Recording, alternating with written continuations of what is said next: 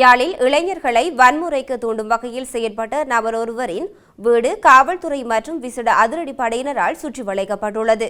குறித்த சோதனையில் இன்று அதிகாலை யாழ்ப்பாணம் நீதவான் நீதிமன்றத்தில் காவல்துறையினர் பெற்றுக்கொண்ட தேடுதல் அனுமதிக்கு அமைய யாழ்ப்பாண முளவை சந்தி அருகில் உள்ள வீடொன்றிலேயே நடத்தப்பட்டுள்ளது. சம்பவம் தொடர்பில் தெரிய வருகையில் யாழ் காவல் நிலையத்துக்கு உட்பட்ட பகுதியில் வசிக்கும் இளைஞன் ஒருவரின் பிறந்த தினத்தை முன்னிட்டு பெருமளவான இளைஞர்கள் ஒன்று கூடி பெருமெடுப்பில் பிறந்தநாள் கொண்டாட்டங்கள் முன்னெடுக்கப்பட்டன.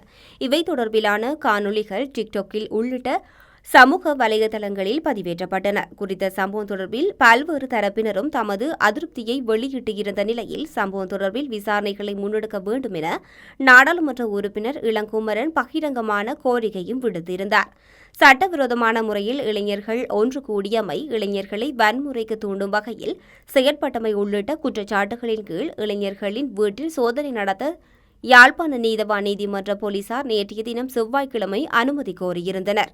காவல்துறையினரின் கோரிக்கைக்கு அமைவாக நீதிமன்ற அனுமதி வழங்கியதை அடுத்து இன்றைய தினம் புதன்கிழமை அதிகாலை இளைஞனின் வீட்டில் அதிரடி படையினரின் ஒத்துழைப்புடன் யாழ்ப்பாண தலைமை காவல் நிலைய பொறுப்பதிகாரி தலைமையிலான காவல்துறை குழுவினர் முற்றுகையிட்டு வீட்டில் தேடுதல் நடத்தியுள்ளனர். வீட்டில் காவல்துறையினரின் தேடுதல் நடத்திய வேளை குறித்த இளைஞனின் வீட்டில் இல்லாத நிலையில் வீட்டில் தங்கியிருந்த இரு இளைஞர்களையும் காவல்துறையினர் சந்தேகத்தின் பெயரில் கைது செய்துள்ளனர். அதேவேளை வீட்டில் நிறுத்தி வைக்கப்பட்டிருந்த 2 மோட்டார் சைக்கிளையும் காவல்துறையினர் மீட்டுள்ளனர்.